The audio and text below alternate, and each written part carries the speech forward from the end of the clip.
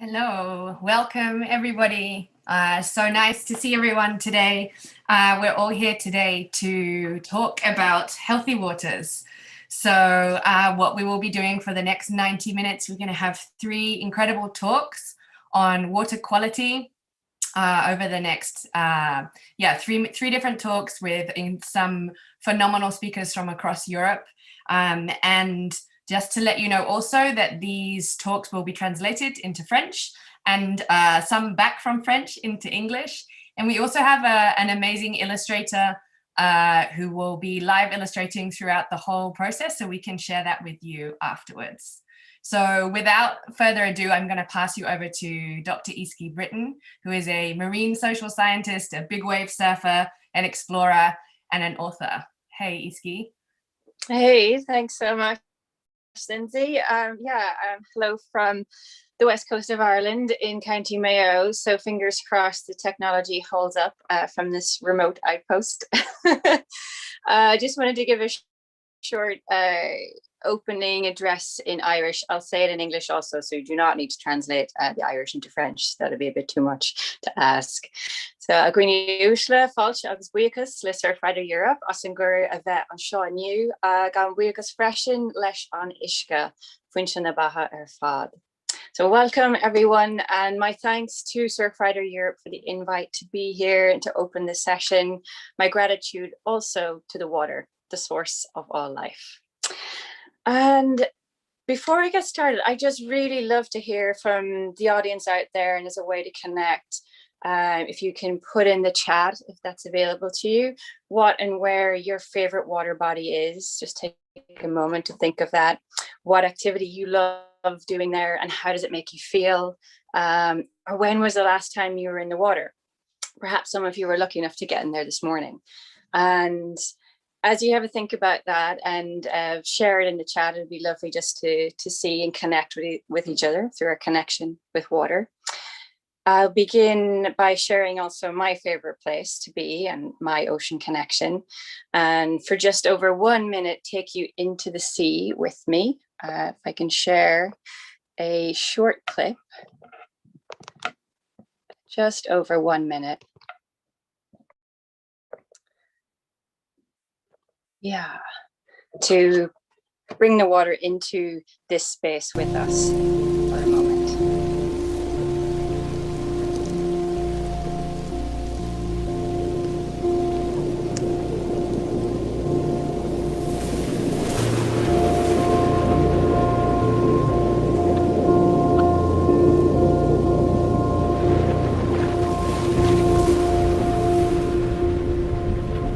Layers lifting, motes of light shifting, spheres of currents dance. At the heart of the wildest storm is silence. This is old music. There are paths between the reefs, promises on the swell and dip, truth in droplets of our saline blood.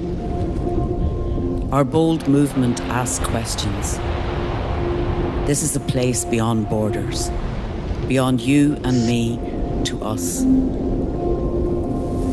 We are held in sway as emerging unfolds. The illusion of separation crumbling. The glow of living faces falling. Fine lines and faint traces. To a liquid place outside time, where all our fences are broken. Shadows and sunlight in which we must become whole. To live, to breathe, to join. Oops. Thank you. So just, a little moment to connect with water. And let's see if, lovely, some responses in the chat. Please feel free to engage there. South of France, Marseille, Gulf of California and Mexico, amazing abundant marine diversity. That's the reason why we're all here today, is that water connects us all. It is beyond borders, as you heard in that short clip filmed at my local spot and my favorite local water body. We're here today because we all care about healthy waters and for the launch of the Manifesto on bathing and recreational water quality in Europe. So why water? Water is everywhere. It's in our bodies, it's all around us, it's in our cup of coffee, but it's also the most ancient and mysterious substance we know. Our bodies, our societies, our landscapes, our seascapes have all been shaped and formed by water. It's literally who we are. And for millennia, humanity has been shaped by and living by the rhythms of water.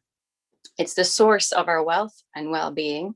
And as the largest maritime territory in the world, in the European Union, we have a responsibility to care, protect, and cherish our waters. 48 million people are believed to be involved in water sports in Europe. 500,000 people taking to the water, taking up surfing every year worldwide. And there's just a profound multitude of benefits for our health, especially mental well-being.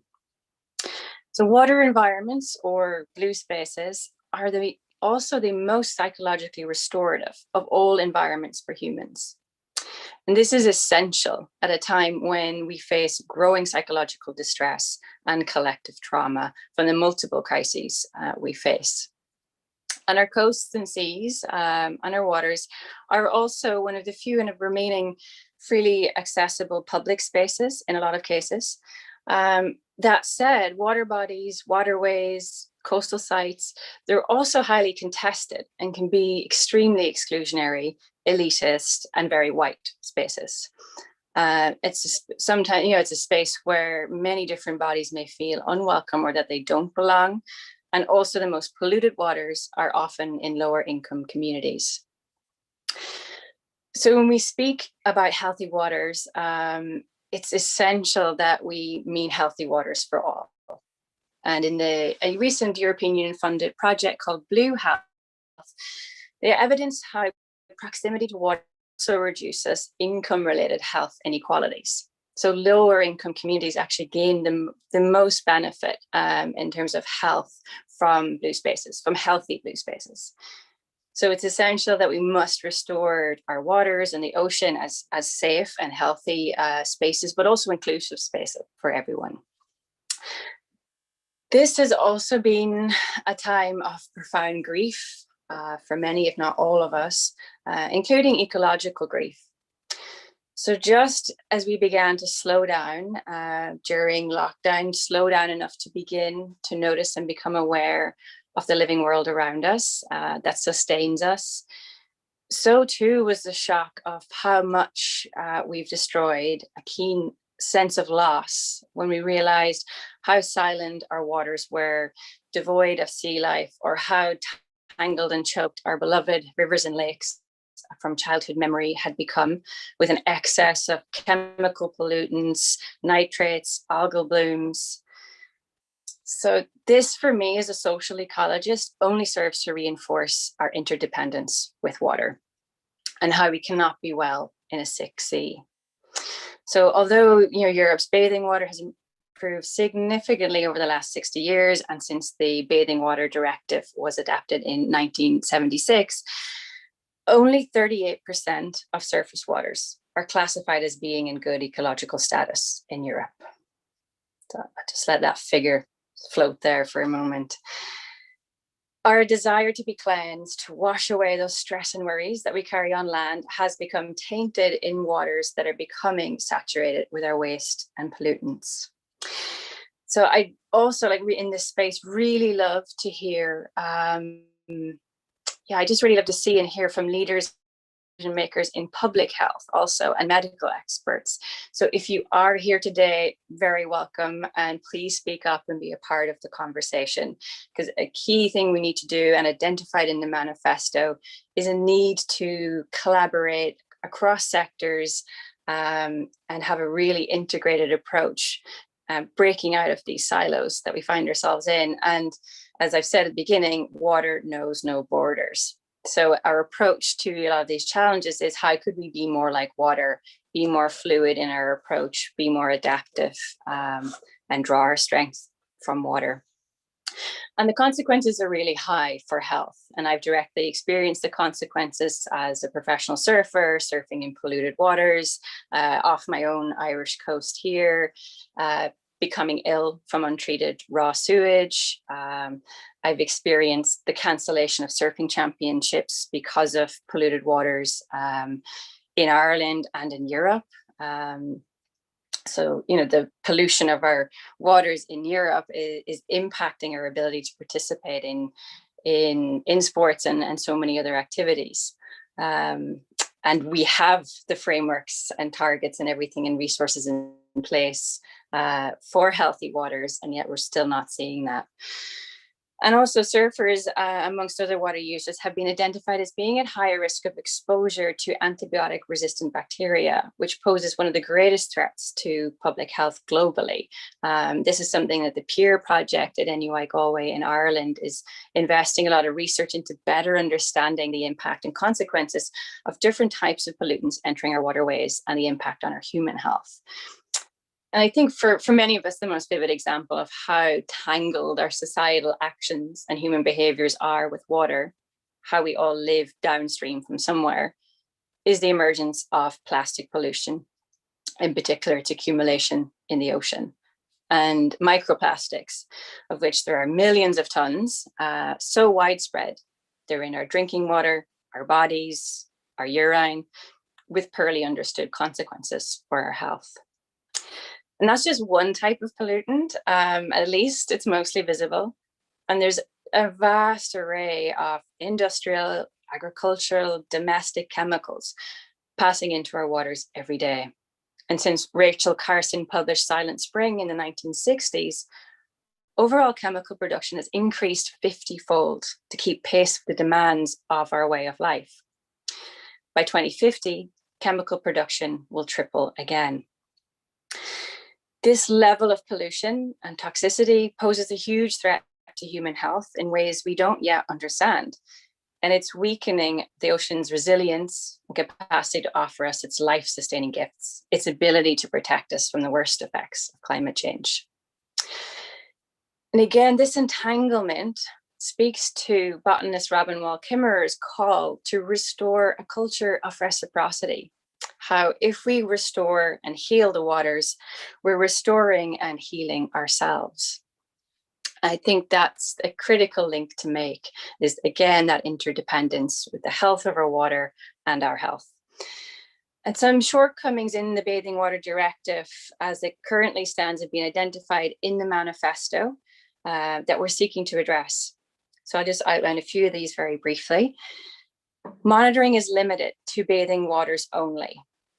And as we know now, there's a huge surge in water sports and leisure activities year round. And so the shift we need to make is extending monitoring to leisure and water sports areas and having year-round monitoring, not just monitoring restricted to summer seasons. But also this monitoring is partial, only looking at certain parameters around pollution.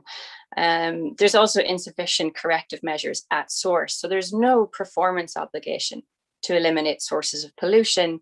And for example, in Ireland alone, bathing sites were closed in 2020. The number of days bathing sites were closed amounted to 350 days in 2020, at a time when so many more people were going to the water as a form of respite. And I think perhaps most importantly is that public communication is really lacking. So there's just incomplete and poorly relayed information around the quality of our water. Public involvement is just not encouraged. So the solution, the good news is we have a solution, and it's outlined in our manifesto for healthy waters. And the call to action in the revision of the Bathing Water Directive is that we may pursue efforts to continuously improve the directive in order to make it the pride of the European Union and its citizens, and ensure that everyone can enjoy recreational and sporting activities in the water in water of excellent quality throughout the year. So it makes recommendations for a shift, in particular to include new parameters for monitoring. A survey carried out by Surfrider of 1,000 respondents in 2019, 93% of people said they'd like to see chemical parameters included in monitoring. 4 out of 5 wanted to see the inclusion of waste pollution and algal blooms when deciding the quality of bathing water sites. And I think, you know, perhaps for me and the work I do, most importantly, is strengthening public participation, especially now when there's such an appetite for greater public participation through citizen science initiatives, as evidenced in my new book, 50 Things to Do by the Sea. There's such a surge in ocean action and ways to get involved. And also growing ocean literacy. So it's time, I guess, to build on that growing awareness now and shift ocean literacy from solely awareness raising, which is vital, but also into taking direct action. And I think we're at a really exciting point. And there's also, with this awakening in awareness, for example, as part of the SOFI project, on seas, oceans and public health in Europe, funded also by the EU, a citizen survey was carried out with 10,000 respondents, and addressing issues of pollution were among the top priorities for a sustainable future, for pollution in our marine environment and waterways for citizens in Europe. And as well as that, a need for greater enforcement and accountability. So enforcing the polluter pays principle. So we have actually many directives and tools at our disposal, and now is the time to actually implement and enforce them and continue to evolve and make improvements.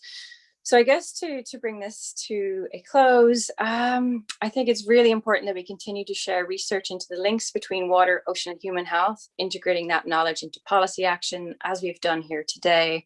And given the growing uptake in citizen science initiatives, especially since COVID-19 began, there's just huge potential for community engagement and a more participatory approach.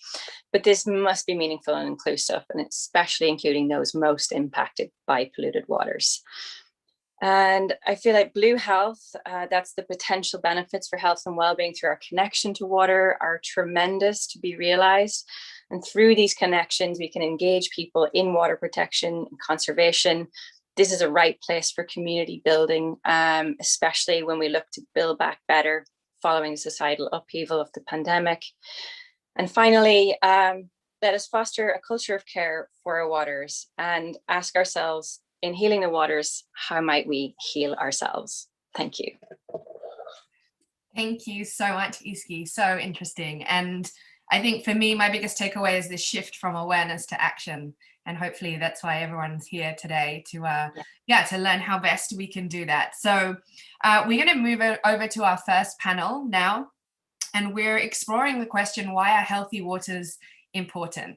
So let me introduce you to our panel members. We have Dr. Paula Kellett, who is a science officer at the European Marine Board. We have Jan Lemery from the Green Sports Hub Europe, who is also sports and youth program officer at Surfrider Europe. And we have Danilo Barmaz, who's president of the World Rafting Federation. And so just a heads up for everybody, 2 things to remember for this panel. Firstly, if you have any questions or any remarks, put them into the Q&A section so we can get to them. And also Danilo is a French speaker, so we will come to him at the end of the panel so that he can share his thoughts on the questions that we're discussing. So I'm wondering whether, Paula, if we start with you and then we go to Jan, can you tell us a little bit about the work that you do? Yes, absolutely. And thanks very much to everyone for inviting me. And it's lovely to follow on from Eskie and her inspiring words. So at the European Marine Board, we've been, again, very engaged with this project that Eskie mentioned, SOFI, the Seas, Oceans and Public Health in Europe. And there we had the opportunity to collaborate, not just with other scientists in marine topics, but quite importantly, with public health and medical professionals as well. And the project was really about setting the groundwork for bringing those communities together so that this important research into what are the links between human health and ocean health, how we can research those as a collective. I think that's key. I think this area is not something that either the marine or the medical communities can address in isolation. We only see part of the story from the two sides. So I think coming together is crucially important. And this topic of healthy waters really relates to one of the three key topics that we highlighted, which was looking at blue spaces, tourism and well-being. And this is, we feel, one of the main areas that where real research could take the area forward up to 2030, and we could see real change in our understanding about these links. Amazing. Jan, can you tell us a little bit more about your work? Yes, of course. Thanks. And I have a lot of pressure to go after Eskie and Paula, so I will try just to keep up with the level. So I have two hats today. The first one is, as you said, I'm a project coordinator for Green Sports Hub Europe. It's a consortium of sports actors and environmental NGOs, and the idea is to bring enough knowledge to the sports actors, give them enough knowledge, empower them so they can also take their own decision when it comes to strategy in terms of sustainability, sport and sustainability, but also the impact on sport, and also how to protect the sportsmen and sportswomen when they do practice in outdoor environments. So this is one side.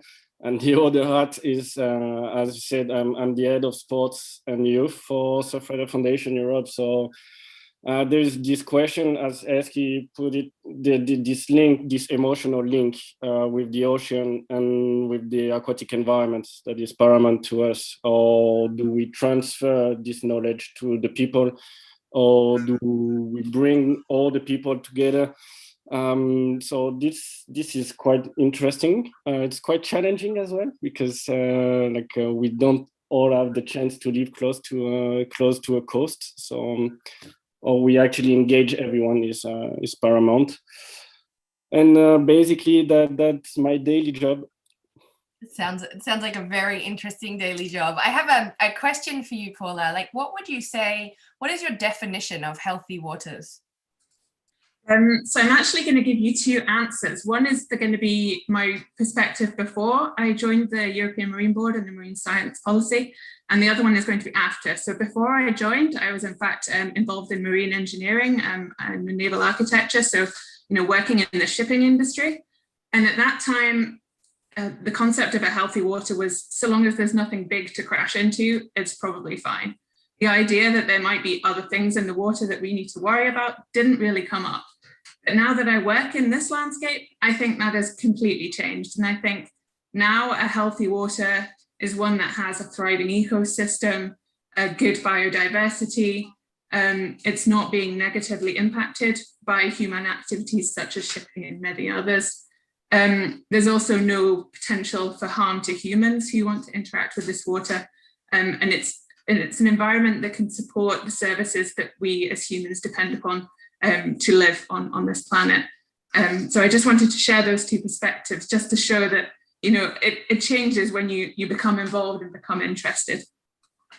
Yeah, it's really interesting. I think that happens to us all, doesn't it? As we learn more, our perspective widens a little bit. Eskie's just shared something interesting, saying, imagine the collective impact if we could mobilize the 48 million recreational water users in monitoring and the protection of our waters. How do we do that? I guess to you again, Paula, quickly, how might we engage citizen science to help us towards this goal? Well, so as it's been mentioned, citizen science has a huge power to not only engage, but to make real difference. So, it isn't just a gimmick to get people a bit more engaged. It really contributes to concrete science, to concrete policy changes. And it also doesn't have to be science driven. It can be driven by the community. The community can say, these are my questions. This is what I want to know. And this is how I want to find that out. And I think that power is really at the core here. There are many different types of citizen science that you can get engaged in, from taking a picture as you walk along the beach, to listing the creatures that you see, to measuring different components of the water, perhaps as you're doing your water sports even. But I think it's this want to find out more and this want to protect that your personal space, your happy place, your place where you go to relax. I think that's the key. And if we can engage everyone in that, then we can make a real difference also to the science. Amazing, thank you. Jan, just to lead from that point, I'm just curious, in your work, have you seen awareness raised within youth and athletes around healthy waters? Is it something that's becoming more common in terms of conversations? Yes, I mean, it's an excellent question, because that's actually what we're asking ourselves every day, like trying to know if we actually do something meaningful and that we have an impact. I come with positive answers, or can all feel. And I think I have two examples. I was in a discussion panel last time with like one of the journalists from the BBC. I don't remember her name, so I'm sorry. But what was interesting, she said she was doing this job for 10 years, taking photographs around the world, trying to engage the people to protect fauna and animals from the sea. And she said before, like, the people that didn't really understand what she was doing, and now it's quite the opposite. Like, the people that come to her saying, like, what can we do? But exactly what is the issue, you know, asking questions to know more about the situation. So I think that shows that in 10 years time that there was a shift also in the mass public awareness. So that's one point. In terms of sportsmen and sportswomen, I think the example was from last week, the conference we held on sports and sustainability. And one of the speakers was Théo Curin. Théo is a former Paralympic athlete. And before that, I mean, he knew, I mean, he still has a lot to learn, and so do we, but he knew like basically nothing about sustainability. And so he came into that situation where he actually learned how to do free water swimming, and start to realize like how important it was to actually maintain the good sustainable environment for practice. And so you see, I mean, he's just like, I mean, I'm just picking up one isolated example out of the crowd, but basically we can see like the sportsmen and sportswomen have been like more and more engaged in sustainability questions over the past years. And much more programs are being like started with a lot of federations or Olympic committees, because I can see that as part of the attendees, I can see like at least like 3 Olympic committees. So you see like how important it is as well for them. Yeah, interesting. And how would you say that having healthy waters impacts local economies and tourism? Paula, you want to jump in? Yeah, if I can take that. So I think there's several perspectives on this. I mean, it wasn't exactly on this topic, but we were running an event with some students just before COVID last year, in fact, and it was sort of a discussion about if you were different stakeholders, how would you view a new wind park being built at sea? And the stakeholders who were playing the local citizens, the stakeholders who were playing the holiday makers, were very, very against this because it ruined the beautiful view that they'd come to see. They wanted to relax. And I imagine it's very much the same. If you have a polluted water, there's no animals, you've not got the same smells and sounds that you're used to. I can imagine that would be unappealing and you simply wouldn't want to go and visit these places, and that's a direct impact. But also from a different perspective, and again, coming back to citizen science. So within the SOFI project, we did a pilot project where ecotourism operators also engaged in citizen science themselves. So as well as telling their clients about, you know, the opportunities to engage, they were also able to share more facts, more information. And this in turn sort of improved their feeling that they got from their clients, because they were seen as knowledgeable, they were seen as engaged, they were seen as interested in this environment that they were using. And so I think also in that way, there's some real potential to do, you know, to gain economically, but in a very sustainable and in a good manner.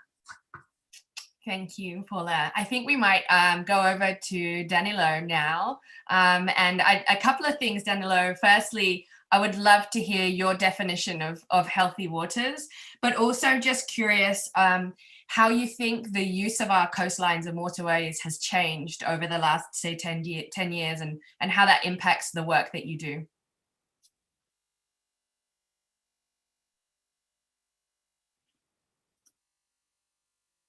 The question is for me. Yes.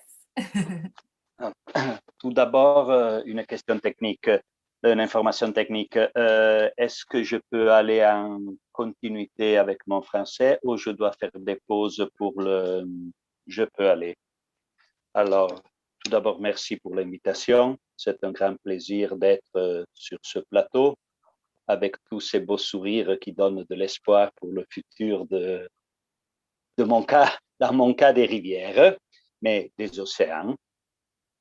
Ce que je peux vous dire de ma part, c'est que enfin, on parle aussi des rivières, car s'il y a une grande pollution, malheureusement, dans les océans, les rivières, ils sont partie très importante de ça.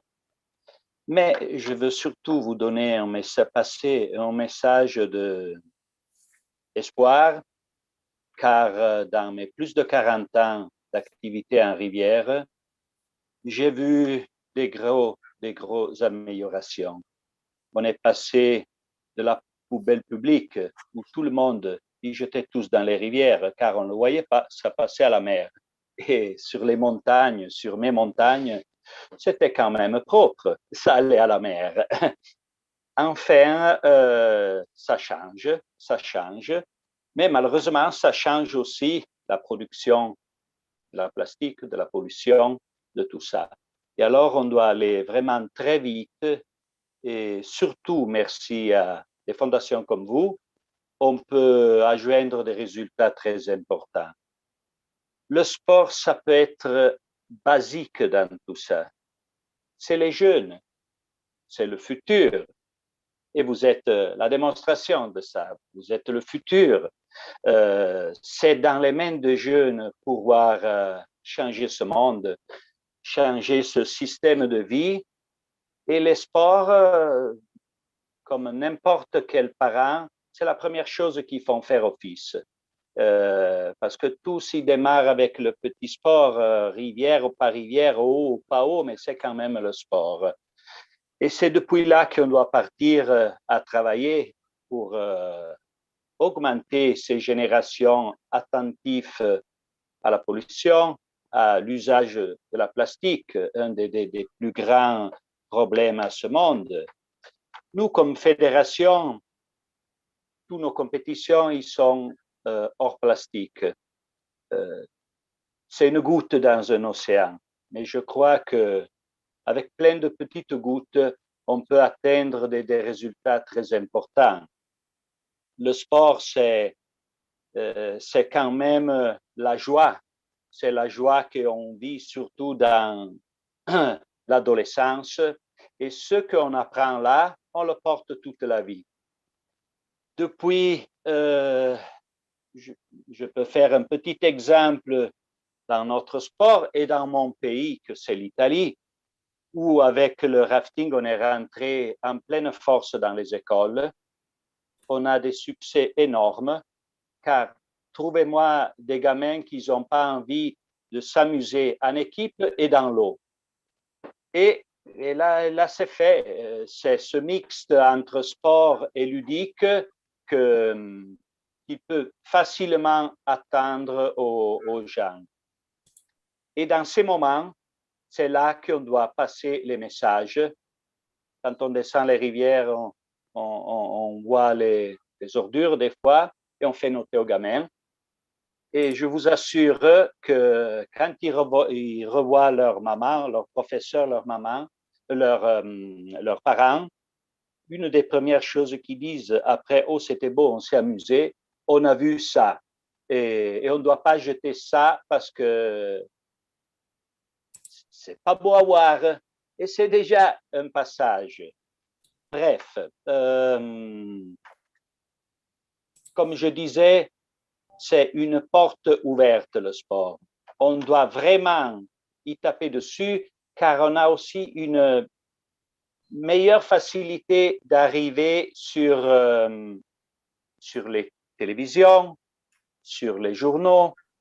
Et si chaque sportif, chacun de nous, il fait, comme j'ai admiré beaucoup ce qu'il a dit mademoiselle Britton, il jette un petit caillou d'espoir dans les médias, dans tout ça.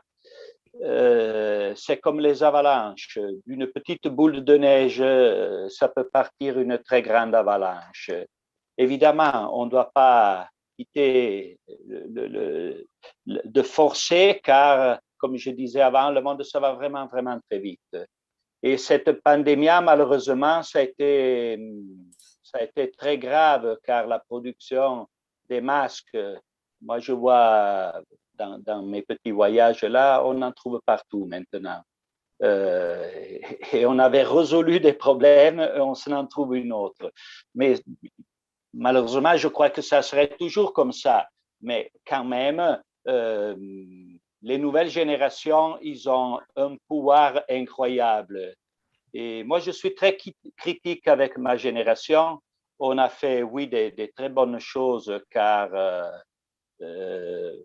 on a fait des bonnes choses, mais on a aussi fait des dégâts énormes, et on risque de quitter aux nouvelles générations un monde qui a besoin d'être soigné. On lui quitte un malade, on ne lui quitte pas une personne en toute santé. Mais l'espoir, il est là, et on doit regarder toujours avec une vision positive, et tout d'abord, comme je disais avant, avec les fondations comme vous qui font une activité vraiment incroyable, bon, il peut réussir. Thank you so much, Danilo. So interesting to learn about some of the things that are happening inland also. I think we can so often get focused on just the coastlines. So it's really good to hear. And also just to hear about the success from your federation and how engaged the youth are. And I think for me also, you know, there's so much value in using sport as a force for good. And it sounds like you guys are doing that. So thank you so much for the first panel, for Jan and Paula and Danilo. I'm sure if any of you want to learn more about the work that they're doing, that we can give you links and then pass you on to learn a little bit more. But we're going to move over to the next panel. So we're going to be talking about what is wrong with our waters. And so let me introduce you to those the next panel. So Dr. Farida Aksha, who is a researcher at the French Research Institute for Sea Exploration. I feel like we're going to learn a lot from you. I have specific questions for you about your PhD, Farida. We're also going to talk to Paul Steinbrook, who's the co-founder of Pool is Cool. And also I think with Paul, we can lean into some of these urban kind of inland questions as well. And we're also going to talk to Surfrider volunteer from Porto in Portugal, Mariana Mata Lara. And so I'm super excited to get into this with you. I'm going to start with you, Paul. Can you tell me what you think the priorities should be in terms of restoring good water quality?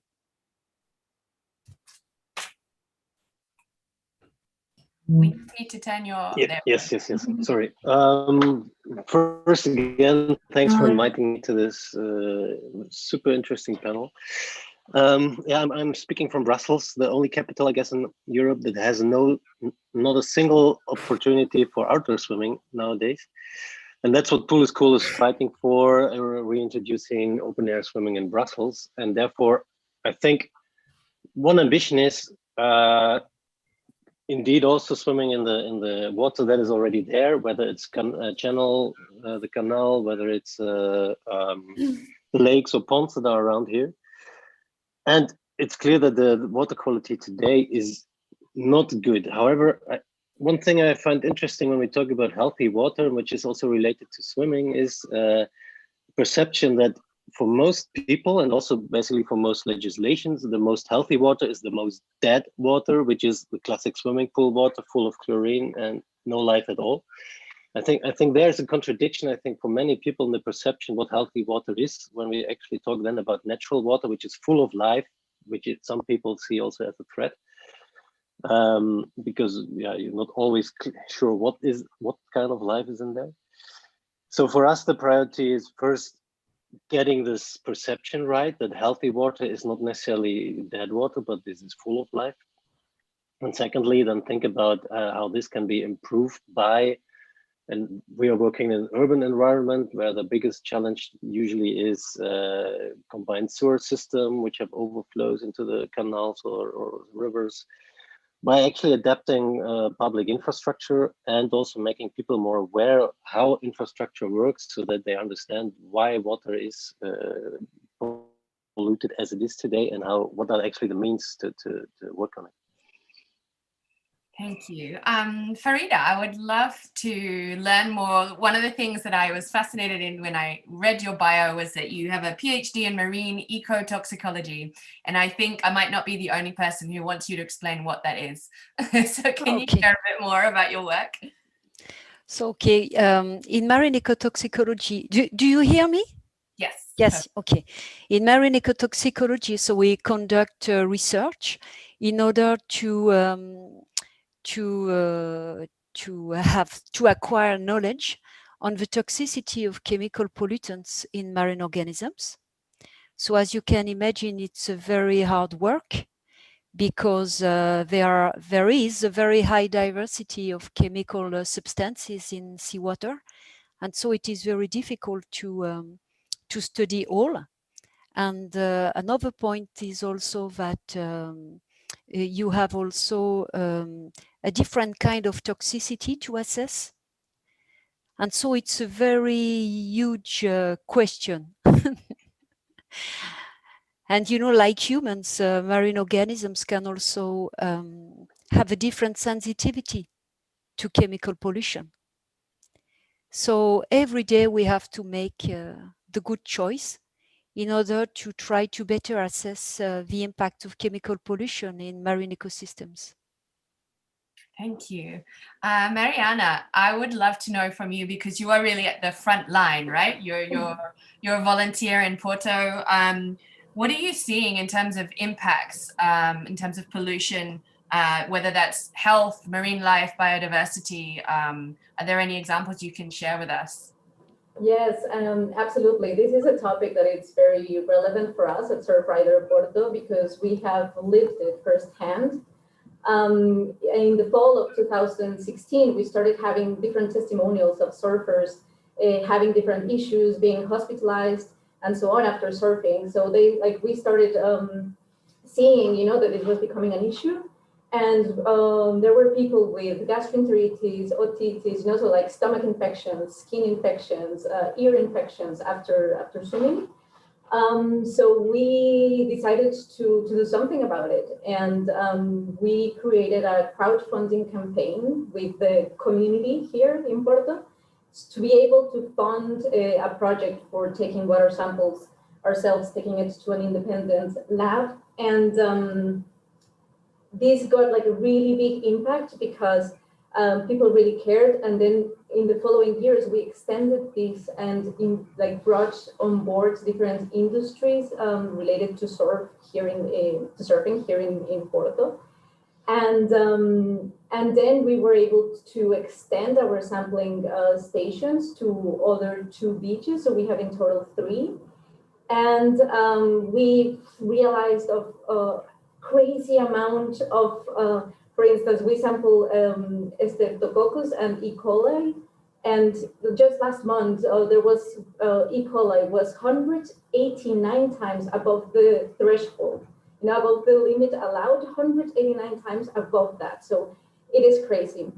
So we're trying to make the info available and try to be more efficient in all our sampling, to let people know about this, because this is already impacting the health of people. And here, the beaches are used not only by surfers and water sports, but also a lot of people during summer that just go to the beach to take a swim, and it's already impacting. So yeah, we have seen firsthand impacting human health. Thank you. Okay, I'm going to ask you one more question. Yeah, sure. Can you also speak a little slower so that our translators can Absolutely. So my other question was, how engaged are the public on this issue? And have you seen that change over the last few years with all the work that you guys are doing? Yeah, so our plan is, I mean, we still have many things to do ahead, but the public is involved until a certain extent, and we're planning to try to involve more people. So as I mentioned before, the crowdfunding was a success. So that was already people getting involved and caring about this. But this is because we already saw an impact on ourselves.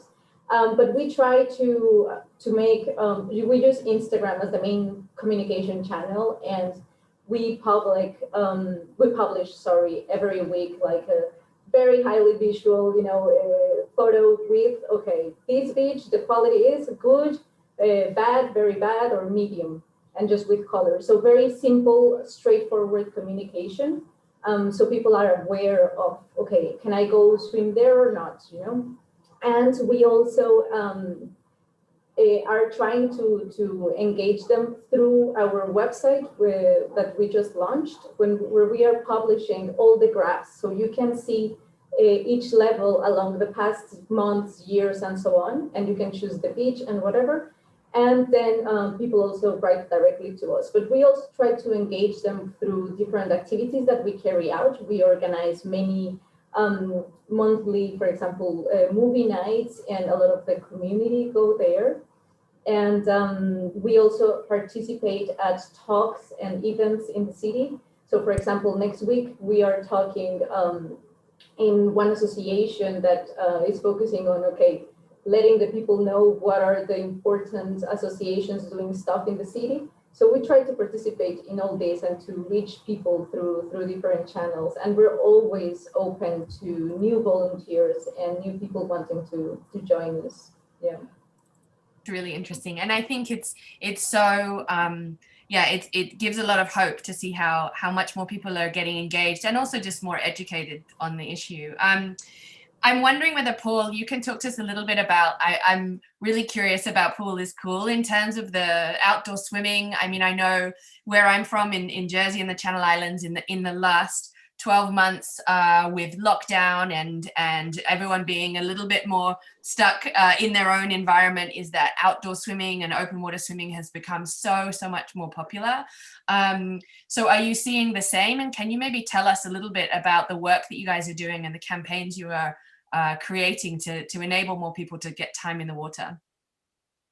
Well, yeah, definitely. The last year or the last summer has shown the importance of places for refreshment, for outdoor recreational activities. And then a city in Brussels, like Brussels, without any swimming pool or lake is hell, literally, which led really to dangerous situations where people start swimming in the water that is there without knowing about the water quality, about other dangers. So people jump into the canal. A little boy drowned last summer. So it shows that there's an urgent need, and there's also urgently improved communication necessary so that people know the dangers of swimming and the possibilities and the ways we can work on it. And Pool is Cool was founded 5 years ago with the urge to reintroduce open air swimming in Brussels. Most of us, well, Brussels is a melting pot of people from all over Europe. I'm German. There are a couple of French, Spanish, Italian people on our team. So we bring all our experience from our home places where swimming is usually something totally normal that you can do whenever you want. And we put this together into kind of citizen activism, but based on a decent knowledge. We mainly have a background in urbanism, architecture. So let's say we know more or less what we talk about and how city works and how decision processes are made. And based on this, we not only complain about the problem that there is no swimming, but we try to come up with solutions or at least proposals so that we start the discussion and that we provide also answers to the questions that authorities certainly have. And I think this is very important, that where citizen science comes also into play, that or citizen design, how we call it sometimes, that citizens are not just the ones who should realize the problems, but also propose based on their personal experience, personal expertise, possible solution, because that helps also politicians and decision makers to go ahead, because they don't know better than us. So this is important in our work, that we have 4 pillars, so to say. We do little short-term actions which put the activity or the water refreshment on the media, where you can take good pictures of. The second is projects, where we realize small swimming places, whether it's a swimming pool, whether it's a swimming zone in a pond, just to test it, just to show that it's possible. In Brussels, where people haven't seen outdoor swimming in more than 40 years. For example, right now we're building a pool, literally a swimming pool, alongside the canal here in Brussels, which should go open in July. The third is research. That means, yes, we try to find the answers on the questions that come when you talk about outdoor swimming, whether it's how to finance it, where to build it, but also, yeah, how do you deal with water quality? How do you treat it? What is a good water quality? What is healthy water? And the fourth one, very important, is debate, that we talk about it, so that we don't just collect it and work something out, but that we openly discuss it, share it in debates, in online forums. That is lately more common than classical debates. And I think all these 4 are important to at the one side raise awareness, but also grow confidence with those that in the end need to take the decisions to make the progress. And another thing I would like to add is that we're not the only ones, and I think that's also important. Like, I mean, we have now here an impressive panel, but also in Belgium there are a couple of groups, and we finally managed to come together under one name, which is called More Open Swimming Water, where groups from Antwerp, from Ghent, from Liège, so all around Belgium come together, and that definitely helps to raise awareness that it's not just a few lunatics who have the funny idea, but that it's really a large group of people demanding more healthy swimming water.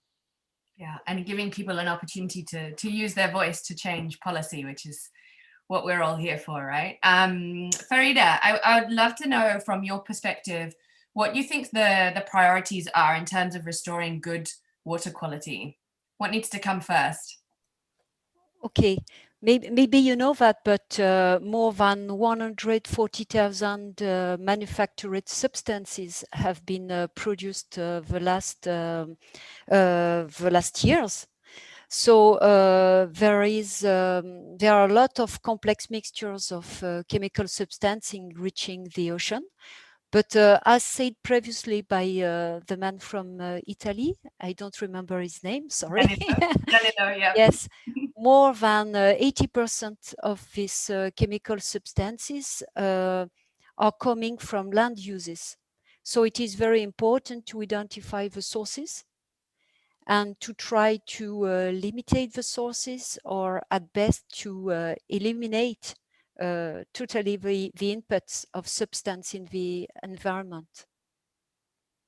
Yeah, and what would you say in terms of, you know, we mentioned it just there in terms of influencing policy, like what can the everyday citizen do in terms of getting access to that data around water quality where they live, and then acting on it if it's not at the standard that it should be? You know, I will say that it is very important for people to be aware of different things. For example, when someone is going to go surfing, so he's going to go into the seawater, and so he can be exposed to dangerous chemical substances that can be present into the sea.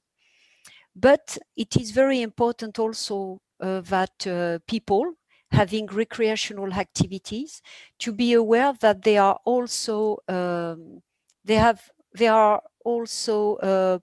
a source of pollution into the environment, because they are using sunscreens, because they are using also personal care products. And it is also the case in swimming pool, because in swimming pool you have some very similar issues, sanitary issues, because you can find a lot of disinfection byproducts in swimming pool.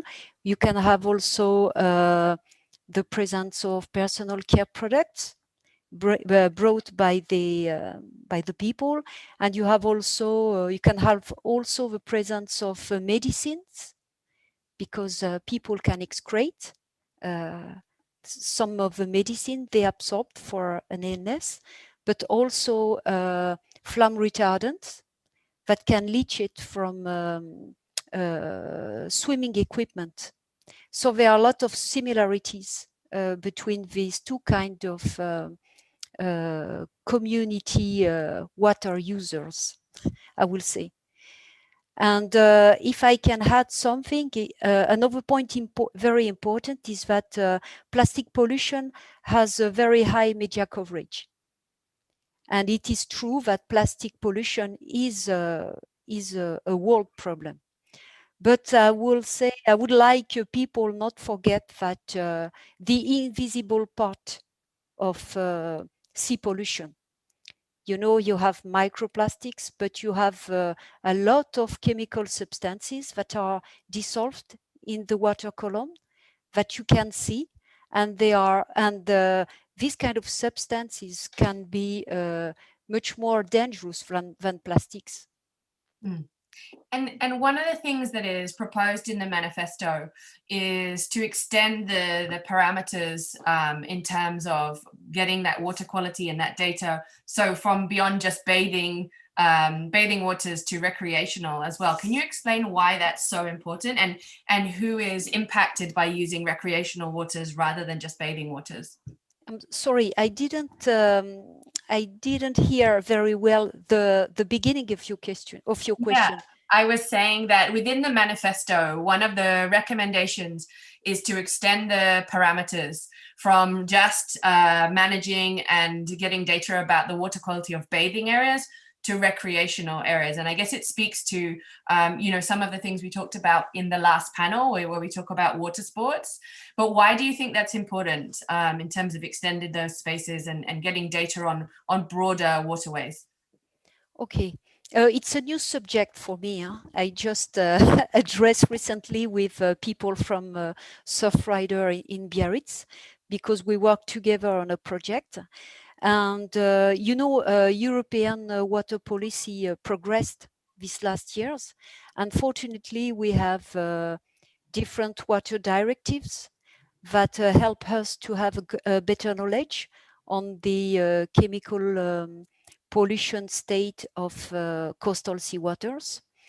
I think it's very important to extend this kind of chemical monitoring to bathing area, because I made recently a bibliographic survey.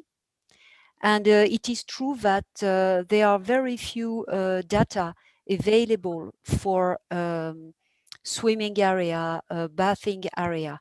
You can find data for coastal waters in general, but not precisely for this kind of use. So there is a lack of data, so it is necessary to improve this.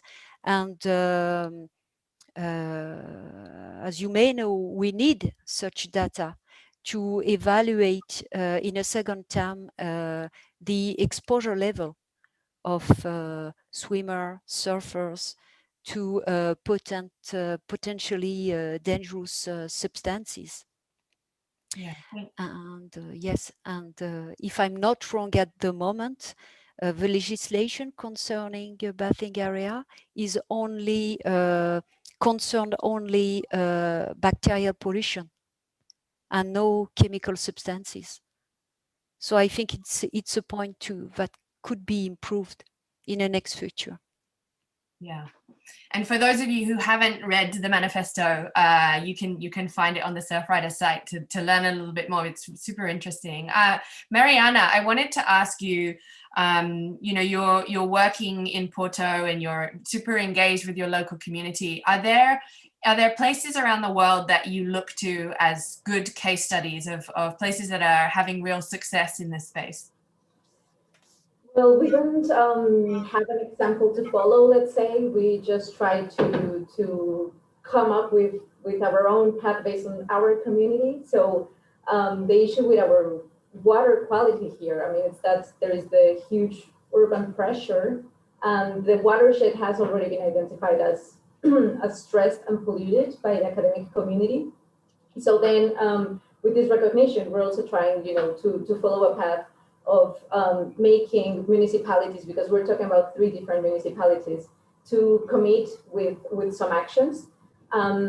So we want some concrete and short-term measures that they could apply for this problem. So what we're doing is right now we are contacting them directly and trying to, especially now that elections are coming, we think it's a good moment to, you know, to get this issue on the table. And we have like plan ABC, you know, if that doesn't work, then okay, we already contacted different media to make a press release. And, you know, but some other ways to engage the community into also pushing for this. There is a strong community for other issues, ocean related here in Porto, like the extent of as well. So we can bring that community on board for this topic and, you know, put even more pressure. So based on our context is like the path we're following, but we're not really focusing on what's out there. Maybe we should.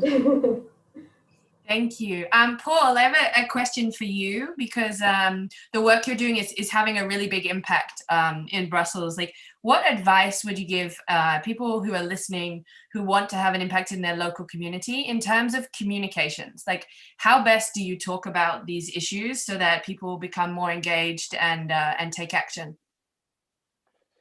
Well, I think first thing is have a positive message. So don't complain, but propose ideas, share references from other cities, from other places that show that it's possible, that people like it, that people are happy about it. I think that's important because happy faces are much easier to communicate than complaints. And secondly is, yeah, do live things. Don't write too much, but go outside and take pictures, share what you do rather than just talk about what you would like to do. And the third is also not so much about the public, but about politicians, because in the end, I think we all focus on politicians in one way or the other. Approach them because they like to be approached. They want to know. They are no experts neither. Usually they don't have the experts at hand either. So usually they're very open and much more open than you would expect maybe. And of course it depends a bit on what kind of politicians we're talking to.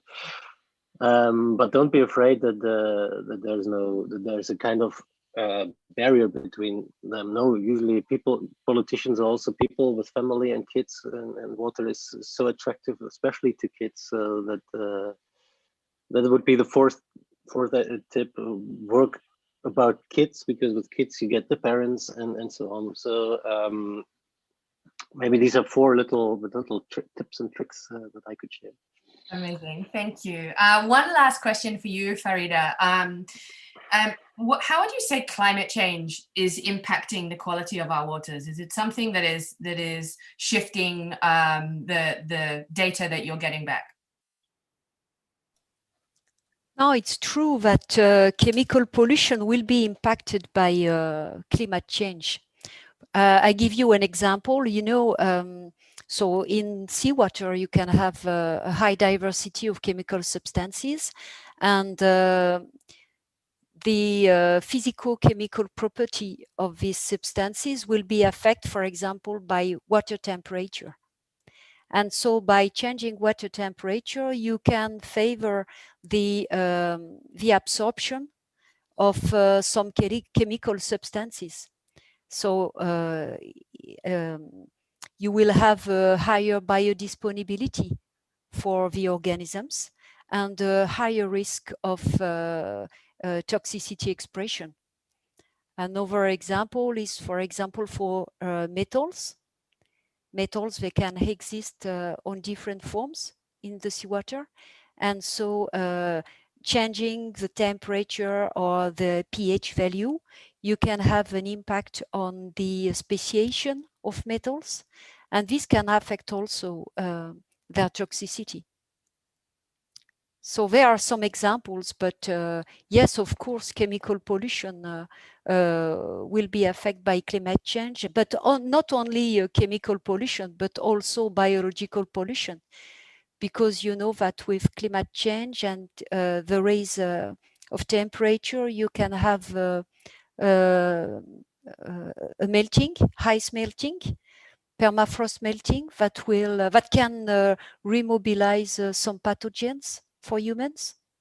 And I think it is the case for some Vibrio. So we all have increasing amounts of work to do in maintaining and restoring our water quality. So we're going to wrap up this panel. Thank you so much, Farida, Paul, Mariana. Really interesting to hear about what you're doing. And again, if you're listening and you want to know more, we can share information on all three speakers. And so we're going to shift to the wrap up, the closing of this conference, and we're going to talk about the Manifesto for Healthy Waters from Surfrider Foundation with Dr. Nathalie van der Broek, who's the Vice President of Surfrider Foundation Europe, and also Silvia Bartolini, the head of the Marine Unit for the European Commission. So welcome. Thank you. Thank you, Lindsay. Can you hear me? Great. It's an honor to be among you today. So first, I would like to thank all the speakers for the very interesting debates and discussions that you had and your passion.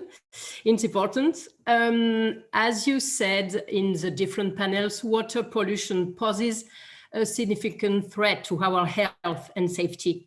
The quality of European waters is threatened by a myriad of pollution coming from land and sea-based human activities, urban and agricultural runoff, discharges from industrial activities and wastewater, overflows, maritime transportation, offshore exploitation of resources, etc. The effects on health can be direct due to exposure through bathing or recreational and sporting activities. As you said, we are not currently measuring the most dangerous pollutants, including microplastics, chemical products, algae blooms, and certain bacteria and viruses. Surfrider Europe has been working for 30 years on water quality issues and their impact on users' health. There is no doubt that the quality of European bathing waters has improved over a period of many years, but we believe that more needs to be done. There is indeed an urgent need to mitigate emerging pressures and adapt the European Bathing Water Directive to current usage and today's impacts. The revision of the Bathing Water Directive is now on the agenda of the European institutions, and that's good news for us. Surfrider Europe has been mobilizing its community and its network not only to call for a revision of the European Directive, but also to improve the impact of its directive. Thanks to a 2-year collaboration with the scientific community, NGO volunteers, and representatives of sport and civil society, Surfrider Europe drafted a European Manifesto for Healthy Waters. Here it is. The manifesto calls on European policymakers to improve the directive's shortcomings and ensure healthier, better protected, and better managed European waters. This manifesto has these following 7 recommendations. First, extend water quality monitoring to recreational and water sports areas, and not only bathing waters sites. 2, monitor water quality throughout the year and not only during summertime. 3, as you said, add new parameters to be monitored and taken into consideration in the classification of sites, including the presence of marine litter, harmful algal blooms, cyanobacteria, chemical products, and not only the 2 existing parameters, E. coli and Enterococcus. 4, impose obligations to member states to identify, evaluate, and prevent water pollution, to put strict hand to pollution and not systematically ban the access to bathing and recreational areas. 5, ensure harmonized, more accessible and better relayed information to the public on water quality, available both on-site and online. 6, strengthen and encourage public participation with consultations of citizens, representatives of water sports and the community of bathers and water sports in Europe. And last one, 7, harmonize all policies impacting on water and on marine environment protection, like, for example, the Water Framework Directive, the Marine Strategic Framework Directive, the Wastewater Treatment Directive, etc. All European citizens should have the right to enjoy recreational and water sports activities without health risks, in excellent water quality, and in a protected environment throughout the year.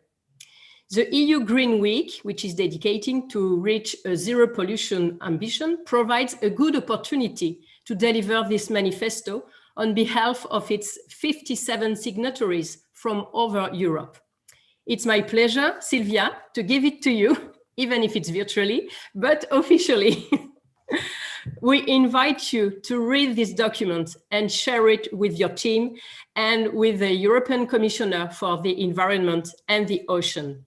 We hope these demands, which are co-signed and supported by 57 organizations and individuals, will be heard, understood, and integrated into the revision of the Bathing Waters Directives.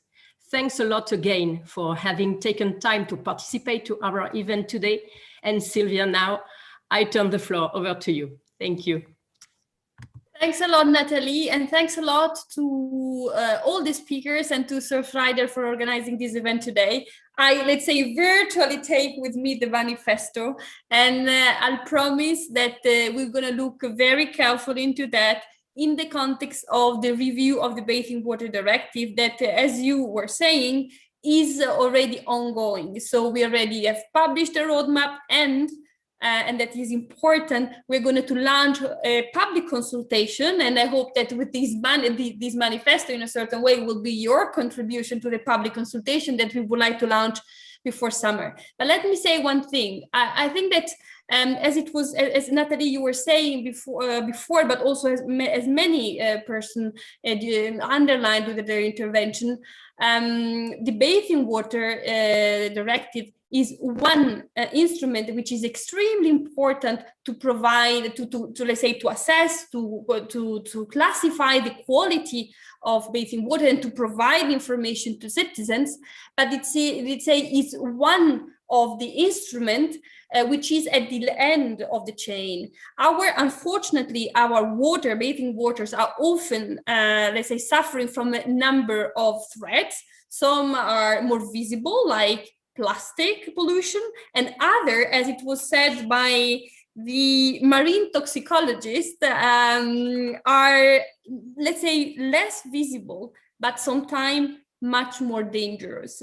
And that is why I have more than one news to tell you today. All the directives that you were mentioning towards the end, Natalie, and which are key and which contributes at the source to improving the quality of our waters, being those inland water, being those, let's say, the sea waters, are now under review, because within our unit, we are also reviewing the Urban Wastewater Directive, which plays an important role to make sure that the final release into rivers and sea, because that is the last checking point before the waters are entering to the waters and the sea, are really done in a proper way. And our objective is to increase, let's say, the level of ambition for that piece of legislation, looking in particularly at those substances that were really mentioned by many of you today. And I think that if I have to say one word that many of you were mentioning, was chemicals. Chemical substances are, as you were rightly saying, not covered today by the Bathing Water Directive. The Bathing Water Directives just tell us, let's say, if there is something, but we also need to work on those legislation that prevents that something to enter into the water. That is why, in the context of the Urban Wastewater Treatment Directive, we are going to increase the level of ambition, try to see if we can do more. We're going to also try to look at the principle which is a little bit important today, which is the polluter pays principle and the application of that principle with the extended producer responsibility. So we're trying to see there if those that are responsible for the introduction of those chemicals into the water can help us a little bit in, let's say, cleaning those water. But more than that, we also have another legislation that we are going to review. We are working in the context of the Water Frame Directive, which is not up to review, but where we're going to look at a list of substances, so particularly chemical substances that need to be looked at better. And we are now also reviewing, and it is our objective to, let's say, do it together with the bathing water, the Marine Strategy Framework Directives, which look at a number of parameters for the sea, amongst which some in relation to pollutants and also chemicals. So we are working at different levels in order to ensure that we do prevent at the source in line with the zero pollution ambition, because what we want is zero pollution for water by 2050. And to do that, you need to tackle, to tackle that at different level. But then let me go now to the bathing water, because your manifesto is really tackling bathing water, and we hear loud and clear what you say. I think that, and that will be maybe my curiosity. Yeah? I think that if I ask to the average citizen, do you think that the bathing water is measuring chemicals? I think that the majority will reply that they think that it is looking into that. But that is one of the reply that we will get from the open public consultation that we're going to launch, because for the moment, as you say, those parameters are only covering fecal material. But if you really want to have zero pollution in water in 2050, it will be important that we know what is this in this bathing water, and it is important that maybe we expand a little bit the parameters that we are looking into. Chemicals being one of those, but you mentioned many others that we are going to assess, of course, in line with WHO recommendation, but also beyond, because at European level, we tend to be quite ambitious sometimes and lead by example. So we shouldn't, let's say, only look into that, and sometimes we can also be more ambitious from that point of view. Then there is another element that I absolutely think it is important, and it is, so basically, it is the management. So what do we do once we know that there are substances or that certain waters are not to the sufficient level that we would like? It is important that we ensure that member state, that authority manage those sites in the proper way. So there have to be clear measures from the point of view of closure, from the point of view information that is provided, that are in place, and that can be easily and speedily communicated to citizens. And that brings me to my third point, which I think is an element that we are going to look very closely in the directive, the review of the directive, which is the information provided to the public. Because we are now doing a directive which has to be future driven. We have today much more tools at our disposal. From satellite, we can do a lot with satellite observation. Look at Copernicus. Copernicus, it is a European project that it can do a lot to monitor what is in this water and to tell us in a very objective ways, because that you don't depend on member state sampling. It is very objective. I mean, they can really look at many elements that are into the water, from eutrophication, from many other elements, plastic, many other elements. So let's try to see and to be creative in terms of information provided to citizens. So how much we can count on new technologies, how much we can also ensure that this technology will allow a more timely and up-to-date information to bathers, and also how we can make sure that bathers, we empower those bathers, because sometimes those bathers can provide information to us. So the empowerment of citizens, in my opinion, and we have seen that in the context of clean air action, we have seen that in the context of energy, for example. So you, the surfers or all the person that do sports in the water can transform into a powerful tool that can provide information. So those new technologies allow us to empower citizens, bathers, and sport people. So maybe that is also something that we should look into. So those are, let's say, my let's say the general reflection that I wanted to share with you. We are still at the beginning of the process, because before changing the legislation, we need to evaluate that legislation. So our first step will be to evaluate the legislation, and once we will have done this thorough evaluation, then we will decide let's say what needs to be fixed and what needs to be changed. On my side, I would like to thank you, and I would like to ask you to continue to work with us, because that is the first step. So you share with us your views, but it is important that you share those views with us formally and officially in the context of the public consultation. And it is important that you stay with us during the whole process from the point of view of the evaluation, and then we will do a number of stakeholders events, and also that you help us in raising awareness. If there is something that I have to say, is that bathing water is quite known, it's something which is clearly close to the heart of citizens, but I think that you as an association, you can really tap into, you can really have an important role in allowing us to ensure public awareness, into ensure that people attend to our public consultation, and then make sure that the case is made for the changes that you want to bring, and that we want all to do in order to improve the effectiveness of this directive, both for people, but also for our ecosystems and for our environment. So with that, I think that I would like to close, I will close my intervention. I would like also to specifically thank Paul, because I'm a member of Pool School, and I was super thrilled to learn that a new pool is going to be open in Anderlecht in the canal, and I will be one of the first people being there. And I also think that it is important, that I like this idea of the fact that water doesn't need to be only dead, but also alive, and that it is important that we do reappropriate little by little also urban waters. It has been done in some cities like in Copenhagen, and our dream should be that in the long run, cities like Brussels, for example, should be able to, let's say, follow that example, because the quality of the water in the canal would be to that level that will eventually allow that. So thanks a lot, Paul. I was following you before, and I was thrilled to hear your intervention, and I know that you're doing a lot of efforts. But I would like, but with then I'll thank all the other person that have that's really contributed to this manifesto and that have been attending. And this is not a goodbye, but an arrivederci, because we will be counting on your support through all the evaluation and then the review process. Thank you so much, Sylvia. So good to hear. The collaboration that's happening. Natalie, I wanted to just go to you for one last question, which is, how can we as citizens support the manifesto? Tell us what we need to be doing.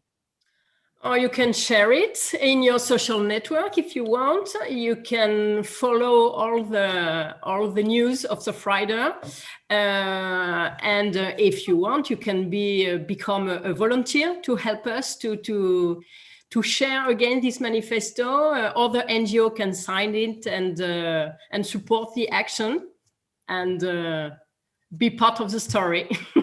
Perfect. Thank you so much. So with that, I just want to say thank you so much to Surfrider Foundation Europe for organizing this conference. To all the speakers, thank you so much for your time and your passion and the work that you are doing to maintain and restore and improve the water quality. But also to all the people behind the scenes, because these things never happen without an amazing team. So thank you to Charlotte, Gaël, Marc, Yann, Celiane, Mina, Remy, Cyrielle, Lionel, Marie, and Louise, whose beautiful illustration you can see up here. So thank you so much to everybody. I hope that you enjoyed today's conference.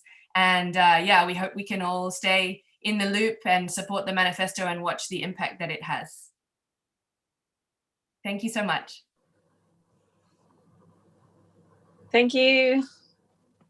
Thank you. Thank you. Bye. Thanks, bye. Thanks. Bye.